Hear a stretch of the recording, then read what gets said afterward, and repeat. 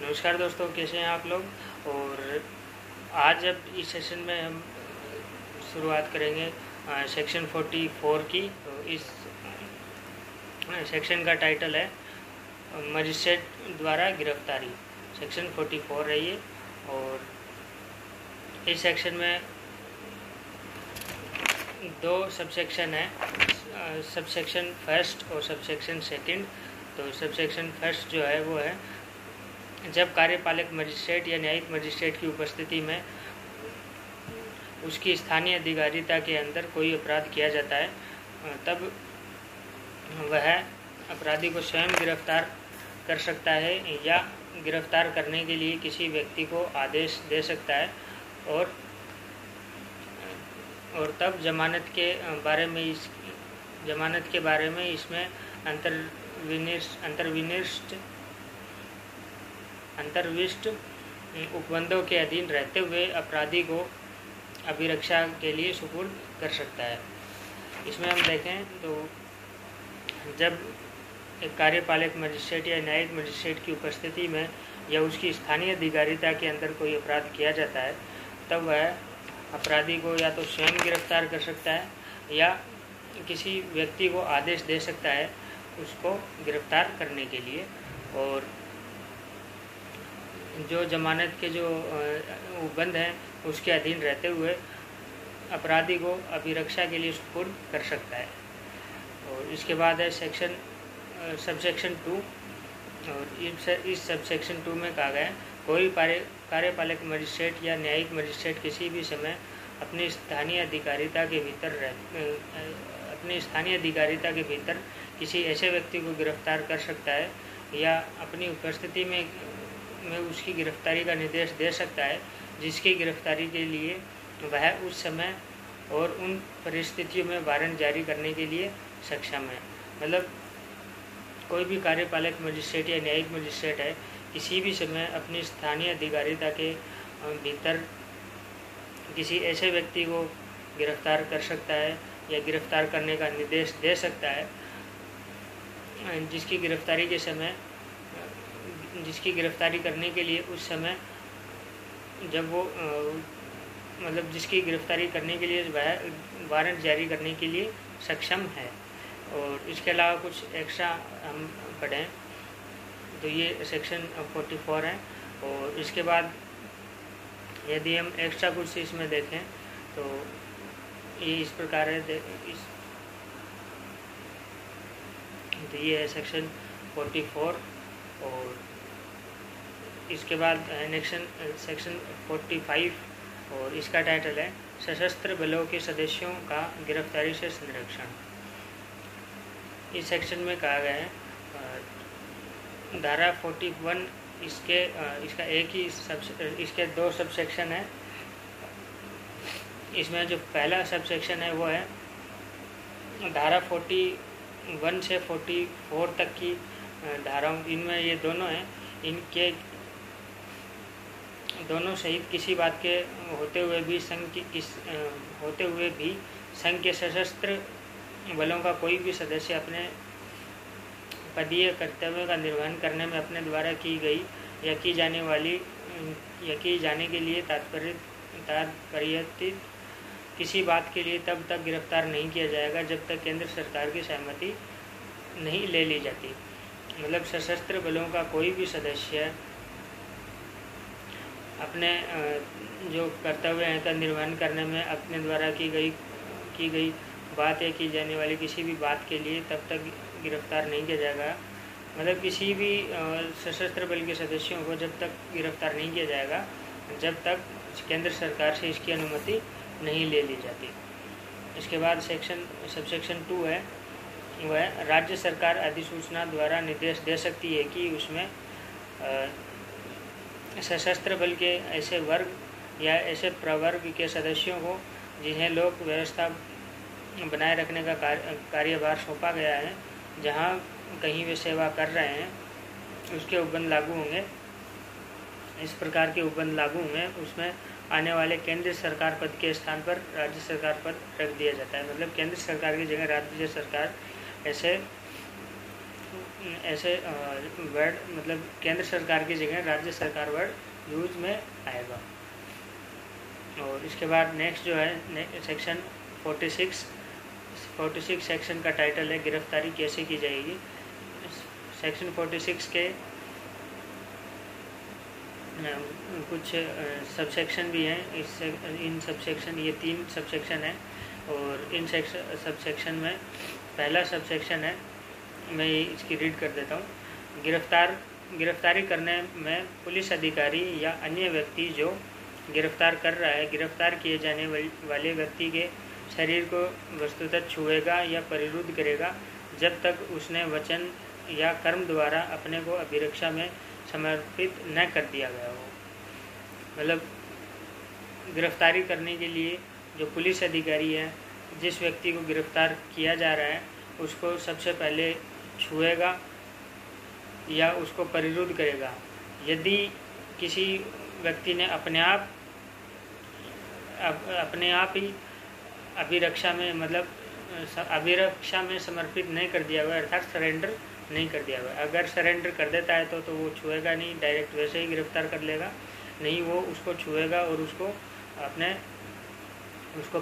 परिरुद्ध करेगा, मतलब उसको अपने कब्जे में लेगा, उसको एक तरीके से एक जगह रखेगा। इसके बाद नेक्स्ट जो है वो है परंतु जहाँ, इसका एक परंतु है, परंतु जहाँ किसी स्त्री को गिरफ्तार किया जाना है, वहाँ जब तक परिस्थितियाँ प्रतिकूल न हो तब तक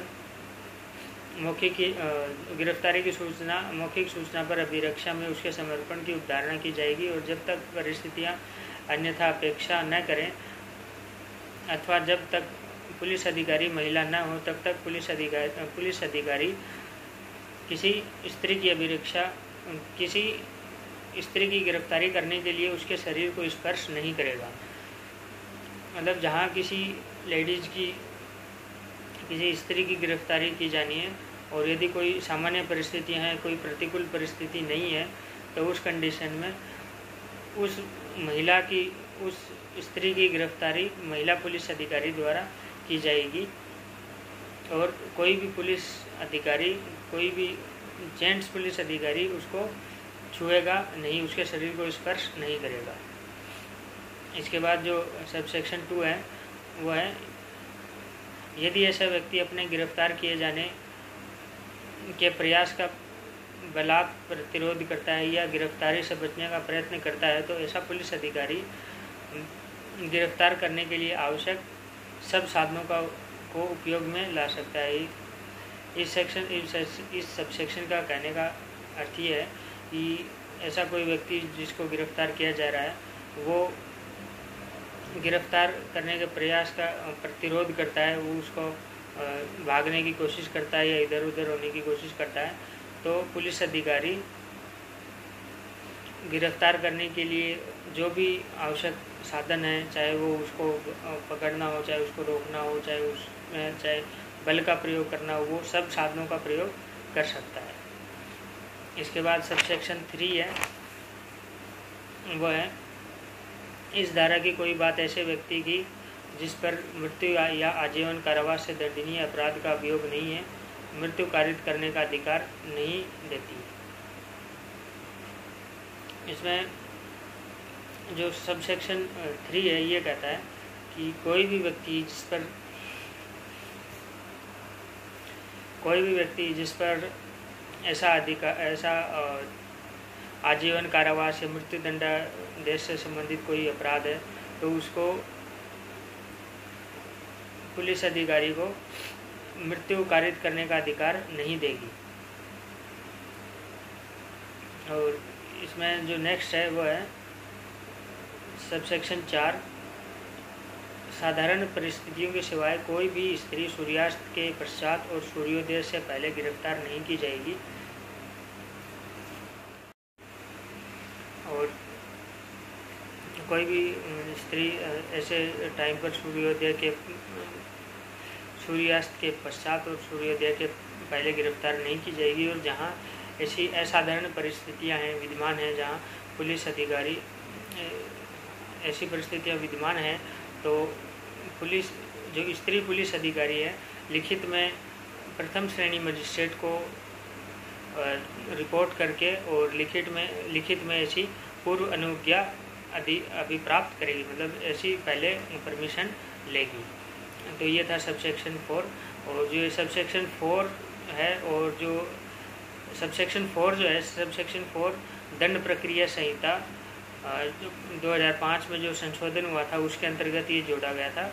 और ये 23 जून 2006 से ये लागू किया गया था। और इससे पहले हमने जो देखा, जो किसी स्त्री को गिरफ्तार करना है वो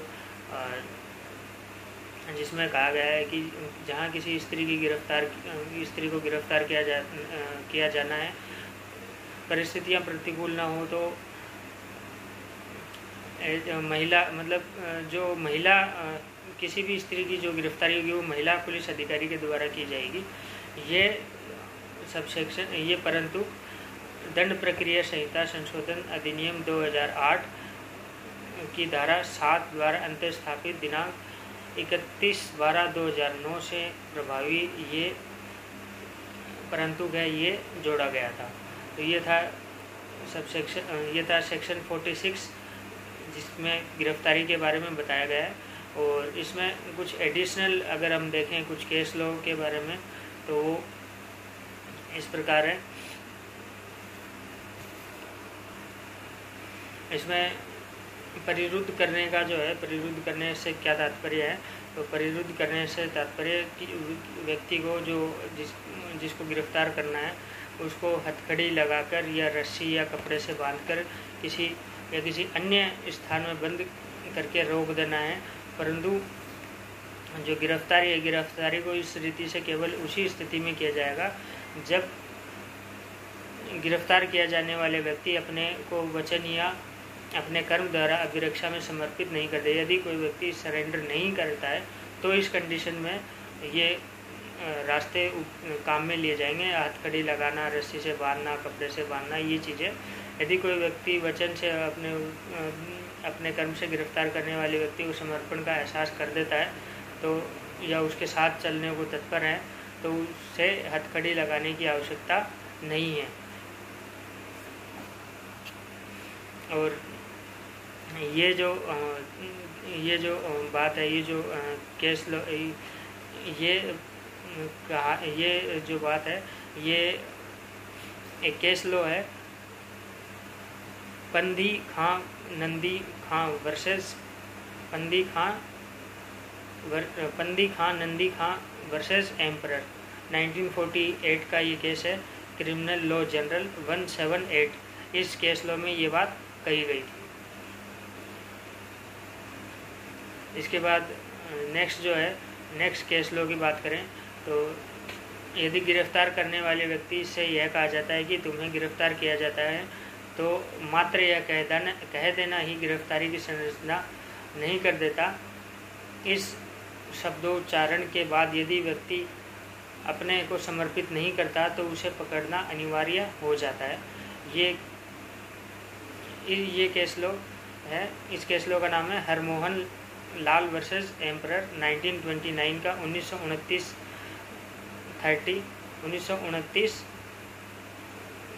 क्रिमिनल लॉ जनरल 128 इस केस लॉ में ये कहा गया है।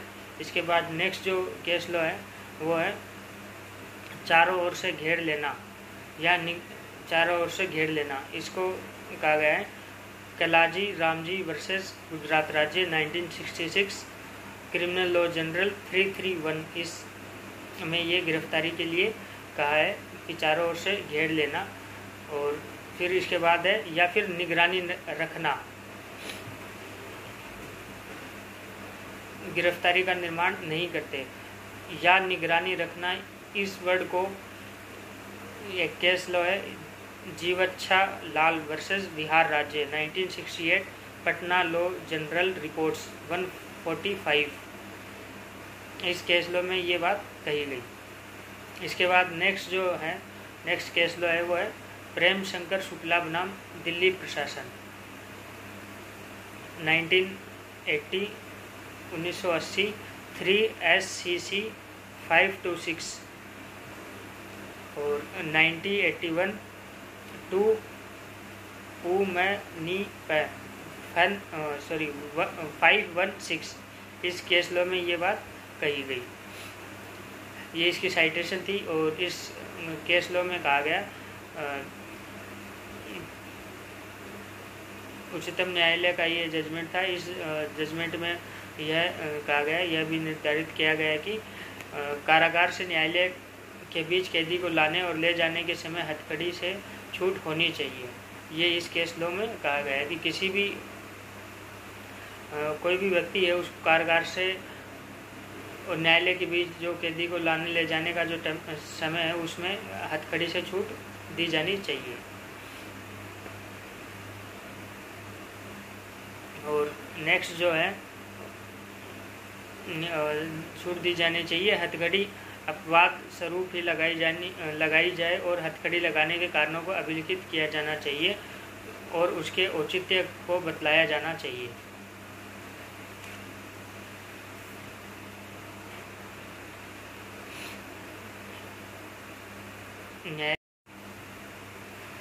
न्यायालय यदि हथकड़ी लगाने का आदेश देने वाले प्राधिकारी द्वारा प्रस्तुत किए गए कारणों और औचित्य को अपना अनुमोदन नहीं प्रदान करता तो हथकड़ी का लगाया जाना विधिमान्य नहीं होगा। ये इस जजमेंट में कहा गया है। इससे इस सेक्शन से रिलेटेड एक और जो केस लॉ है वो इस प्रकार है। गिरफ्तार किया जाने वाले व्यक्ति यदि गिरफ्तारी से बचने के लिए बलपूर्वक प्रतिरोध करता है या बचने का प्रयत्न करता है तो इसके विपरीत जो गिरफ्तार कर रहा है, जो पुलिस अधिकारी है, वो हर आवश्यक साधन का प्रयोग कर सकता है। जैसे उदाहरण के लिए उसको पीटा जा सकता है। ये जो बात है ये दखी सिंह बनाम राज्य AIR 1955 इलाहाबाद 329 इस केस लॉ में ये बात कही गई।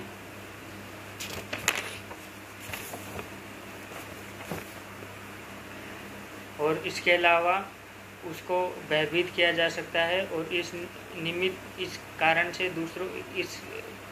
कारण के लिए इस निमित्त दूसरों की मदद ली जा सकती है। ये कहा गया नज़ीर बनाम रेक्स AIR 1951 इलाहाबाद 3 इस केस लॉ में ये बात कही गई।